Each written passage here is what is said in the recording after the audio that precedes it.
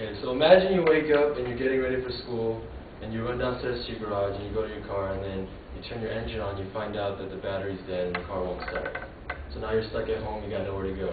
A very common problem today with automobiles is having the car battery dying on you unexpectedly. You might run down, when you go to your car and the battery's dead and you don't know what to do, that becomes a big problem because now you're stuck at home and you have nowhere to go. So today, from personal experience, I know how to start a car, jump start a car, and I'm going to explain to you what you need to do and describe the process of doing it.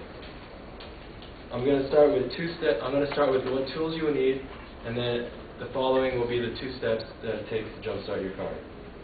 First, let's discuss what tools you will need to successfully jump your car. The most important is to have a set of jumper cables, and I brought some to show you guys. These are a pair of jumper cables, and it's a really good idea to make sure that when you buy these cables that you make sure they're reliable and they're very durable. So, for instance, this black wire, you want to make sure that it's made out of rubber, because that way you won't get shocked. Well, they won't make them without rubber, so you'll know how to do that. And then also you want to make sure that they're thick, because if they're not thick, they can easily rip over time, and you want to make sure that these last, because jumper cables can last a good amount of time. As for the alligator clips at the end of each side of the cable, you want to make sure that these are made out of copper. If they're made out of full copper, then that's the best way to go. Sometimes it could be made out of zinc, and they'll have some copper in it, but the full copper would be the most expensive, but it's also the most reliable. I got this information from ArizonaTools.com. The next thing that you'll need to jumpstart your car is to have another car that has a working battery, because if you don't have another car, then you won't be able to recharge your battery. And so I made these, they look, try to make them look like batteries in a car. Because when you open the hood of your car, you're going to see on the, usually on the driver's side, there's going to be a battery right here, and there's going to have a positive side and a negative side. Okay. So now, let's move on to the second step, and this is actually the first in the process of jump-starting your car. I'm going to explain to you how to apply these cables, because it's very important to know how to do it, because if you don't know, then you might get shocked and you could really hurt yourself, which you don't want to happen. So make sure that when you have the other car, you set them right next to each other. They could be head-to-head, or they could be side-by-side. So I'm going to just show you if they were like side-by-side like this. You should turn both engines off.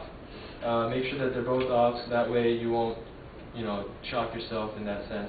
And when you're applying these cables, make sure that they're separate from each other, so you don't want them touching. So it'd be good, like this, so the clips don't touch each other, because then that could accumulate shock. Okay, so first, you're going to apply the positive, which is the red. The red is positive and black is negative, as you can see I labeled right here. And so what you want to do is, if this is the dead car, and that's the working car, you want to first apply the positive to the dead car. So if I attached it like this, you just put it on like this. Okay? Yeah, they're not very stable.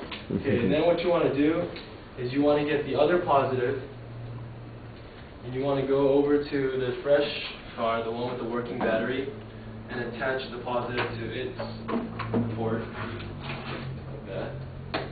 And then instead of using the negative to attach to the dead battery, just like we started with the positive, you want to attach the negative to the fresh car. So after you do positive for old, positive for dead, positive for new, you do negative for new.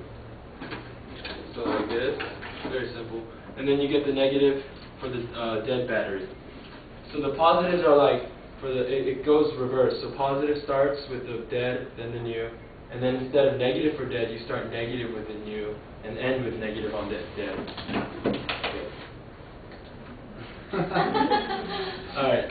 The last step is what to do after you've applied these cables. So once you've applied them properly, you want to get into the working car. You want to turn on the engine and let it run for a little bit, because you want the battery to recharge all the way. Because if you don't let it run, it might die later on in the day, so you want to make sure that it charges properly. You can also push the gas pedal a little bit, like just keep pushing it on and off just to rev the engine, so it'll apply more recharge to the dead battery.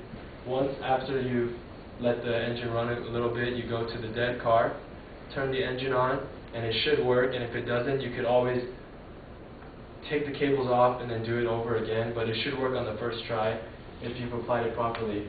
And then you should let the engines run again. That way the batteries will keep charging as your dead battery is on now and it's recharged.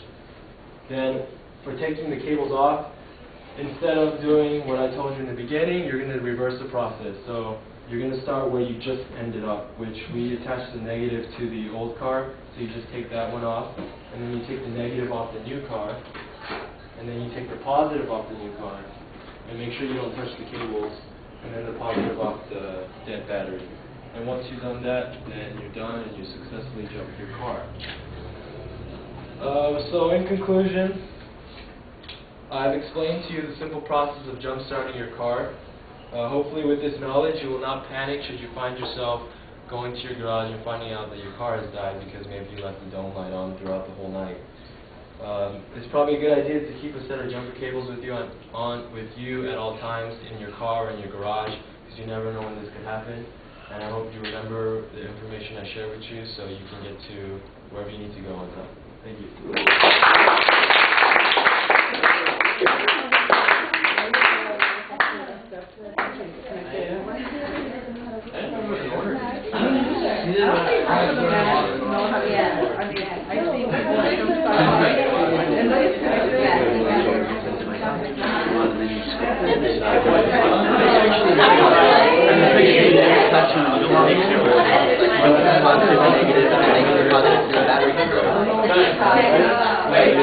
All right, Edward, the visualization's a little dry, but your thesis is very clear. There's a good setup. Organizationally, I thought it was pretty clear, although you did get a little bit circular at one point. I'm trying to remember, you said, make sure it's the wires are coated with rubber, and then the very next thing you said, of course, they don't make them without rubber, so it seemed a little obvious on that particular point.